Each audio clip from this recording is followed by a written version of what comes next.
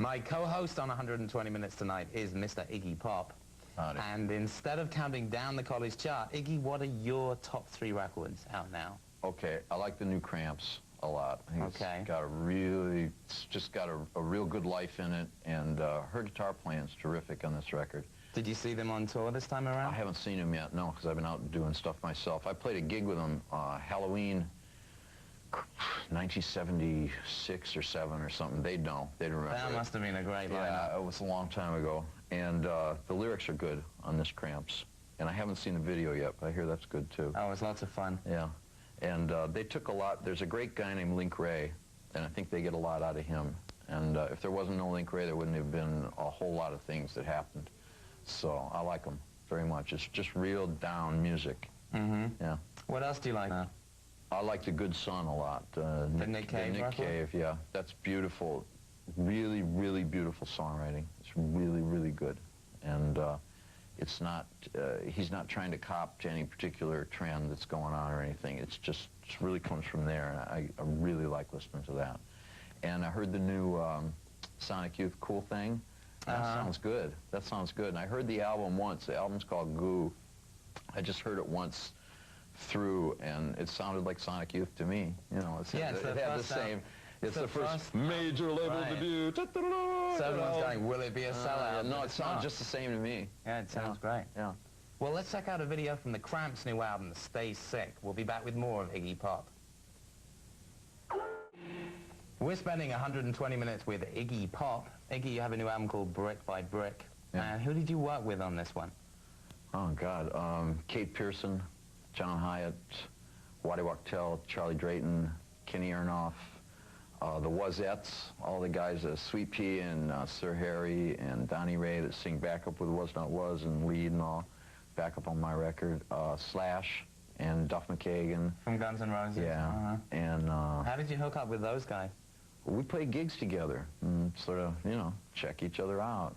And then me and Slash did a benefit with some other guys, Martin Chambers and some other guys, to buy books for kids right around Christmas.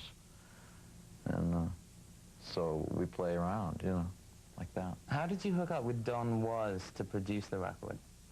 He was at this, my record company, the new record company, Virgin took me to a really fancy dinner, and me and Don were the only guys that were sort of dressed down, you know, and so I thought, well, I'll go talk to him. You know, this seems cool, and he was cool, so just kind of got to know each other. I liked him. That's the most important thing, really, you know.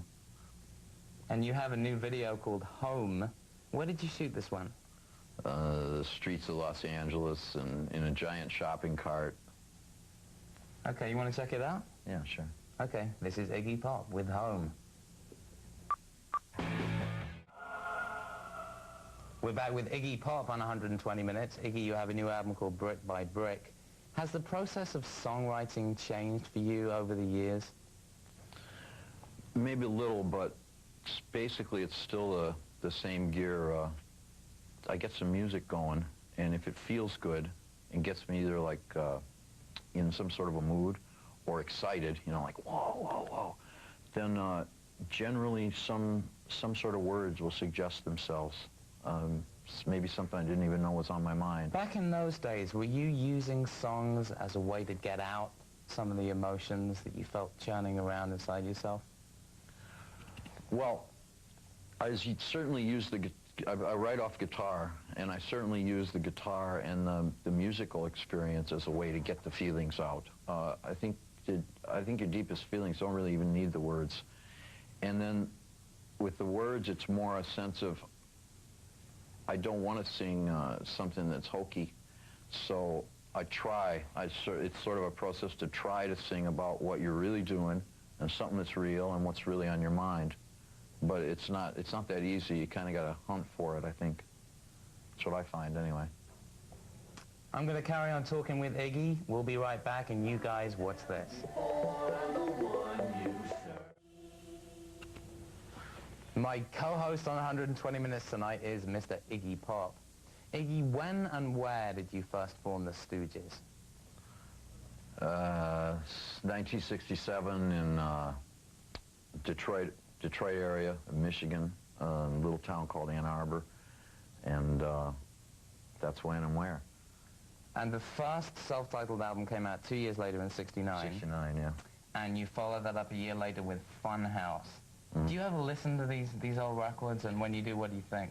I listen to them when the occasion arises, like if I'm going to learn one for some reason, or if somebody re-releases something like that, check the mastering and stuff.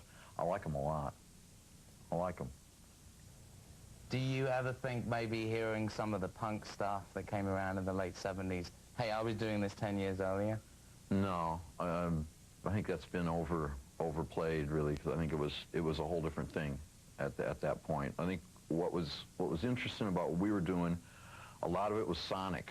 It was in what we were doing sonically, and the first album, I mean, it was put in a rock and roll format, but it drew a lot from jazz and from avant-garde music that I got exposed to hanging around a university campus in Ann Arbor. There's a lot of John Cage, Harry Partch kind of ideas on that, and a lot of Coltrane in a way, just in a funny way. Even a lot of what they call world music now. They used to call it ethnic. Well, when you re-emerged as a solo artist, you hooked up with David Bowie, and I want to ask you more about that period. Right now, here's a video from Blah, Blah, Blah, an album you worked on with David Bowie. This is Cry for Love. Cry for Love from Iggy Pop. Iggy, had you met your wife when you wrote that song? Yeah, sure. I was sleeping with her, you know. Well, presumably you'd met her then. Yeah, Was right, she an influence on the song? Probably kind of, but I mean, it's more general than that, but yeah. All right, well, back to the almost eternal Iggy Pop discography. Your first solo album was 77's The Idiot. And how big a part did David Bowie play in your emergence as a solo artist?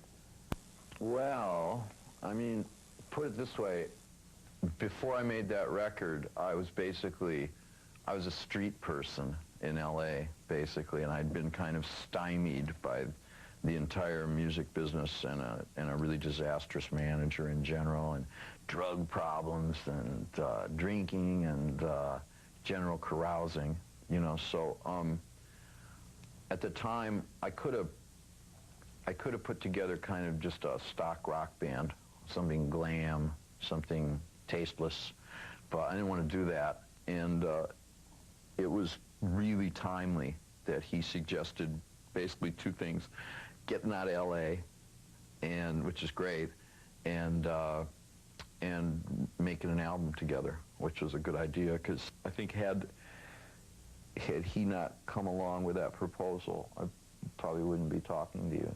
No, really? I'd be playing somewhere, probably in 42nd Street or something, you know, something like that. So it was a good stroke, you know. Well, later in '77, you released another album called Lust for Life. Actually, that Petrol Emotion do a cover of the title track. Haven't heard it, but it's great. So I think you'd like it. It's a great version. And another song on that album, The Passenger, was covered by Susie and the Banshees. Have you heard that? I've heard that. That's good. She sings it. Yeah, she sings it well, and she threw a little note in when she sings it that I wish I'd thought of. It's kind of improved it, and I thought Budgie plays real good on it, and the horn thing is good. They called me up and let me hear it before it went out, which was nice. They took me to the ballet, as a matter of fact, and sort of like, you know, we did your song here, let's go to the ballet. So that was nice, yeah. A Banshee bribe. Yeah. It was nice. Should we take a look at the video? Yeah, sure. Okay, here's Susie and the Banshees with a cover of Iggy Pop's The Passenger. We're back with Iggy Pop on 120 Minutes tonight. Now, after '82 Zombie Birdhouse, you took some time off. What were you doing then? I had to reorganize the way I was living. Sort of all my sins caught up with me, basically, and Sins life, meaning drugs, drinking and drugs. It's a real plague that when it gets out of hand, it's a real mess. And so it had affected me to the point where it just wasn't any fun to be me. So I thought, this is ridiculous. Let's stop for a while. And I did, and kind of turned a corner at that point, and sort of came out a few years later just feeling a whole lot better in general about everything, you know. And you came out with an album called Blah, Blah, Blah in '86. Yeah. With Mr. Bowie again. Again, yeah. I started work on that with, me and Steve Jones we wrote a lot of stuff, and about 4 things that ended up on the record. And David heard what we were doing and liked it, and so he got on it. And we just sort of did it. Had you been a fan of the Pistols? Yeah, I thought it was a real good band. I thought they were a real good band. And I was a fan of Steve's playing, particularly. A couple of years after that, in '88, you released Instinct, again with Steve Jones on the record. Yeah. But a new sound, quite a lot more metallic. It was more, yeah, it was more, in a way, I might have been thinking of the Stooges again. I just wanted to do something pig-headed. You know what I mean? I just wanted to go 1, 2, 3, 4. And that was what it was. So that's what we did. I thought there were some good songs on it. Well, let's take a look at one of those songs. A video for one of those songs. Here's Iggy Pop with Cold Metal.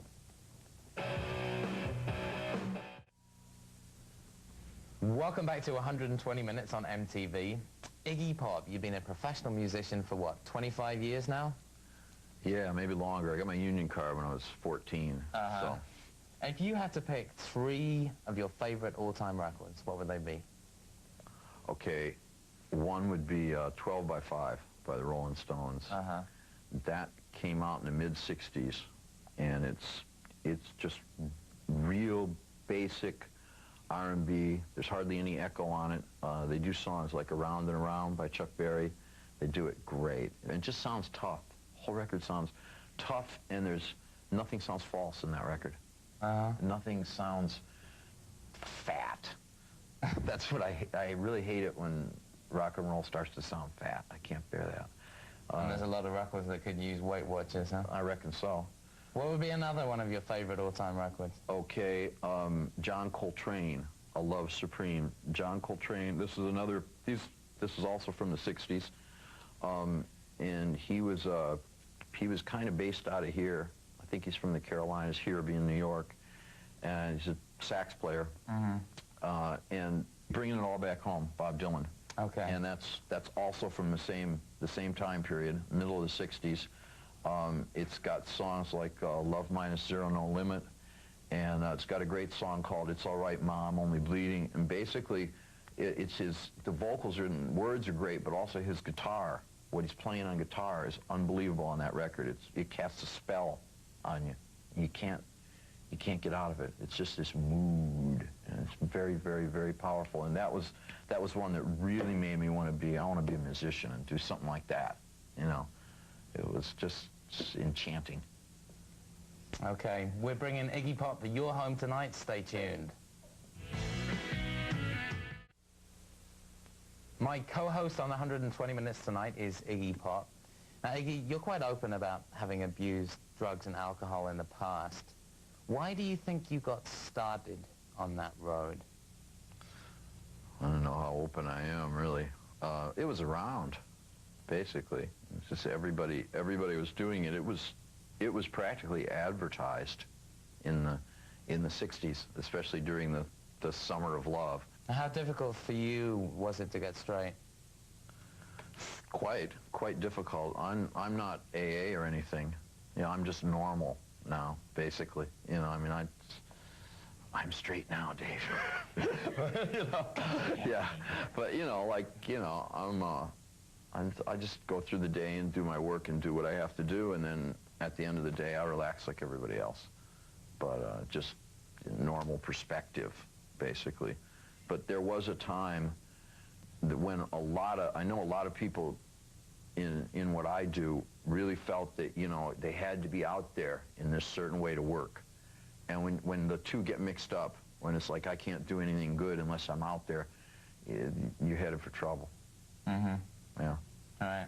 I want to ask you about your acting career, and that's coming up in a few minutes. Right now, a brand new music fix here on 120 Minutes. Hey, I'm Iggy Pop, and 120 Minutes will be right back.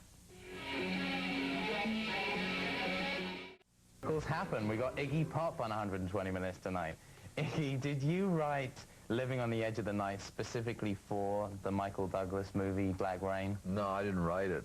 It was foisted on me. Basically, you didn't specifically write it for anything? No. I tried to. Ridley Scott directed the movie, and I tried to give him one of my songs, which I thought would be much better, and he didn't want that. And so then Don Was and I wrote a song. He didn't want that, so I just he called me from London one day and said, "Mr. Pop, it's really important to establish the character of this movie. Yada yada yada. You know, sing the song, all right? You know, sort of thing." And you kowtowed. Yeah, I kowtowed, man. Yeah, I did it. You know. Now you've had a movie role yourself. You were in the John Waters film Cry Baby, and here it is right now. To their parents' custody, but not you, Cry Baby Walker. The only place you're going to sing is in jail. Hey Jeff, can we go back and look at that? Come on, rewind it. Let's have a look at. Was this your acting debut? That was the first role of any length. That's one of the great camp movies, I think. Have you done anything since then? Yeah, I did a film called Hardware out of, I think it's going to come out here soon, Richard Stanley, British, actually South African director based in London, did that. It's totally different than John's movie, and I'm a DJ in that. You don't see me, you just hear me.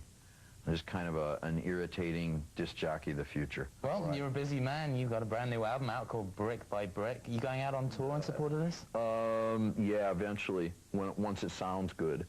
And I'm going to start working, I got some friends that play, and so I'm going to start working with them sort of later this summer.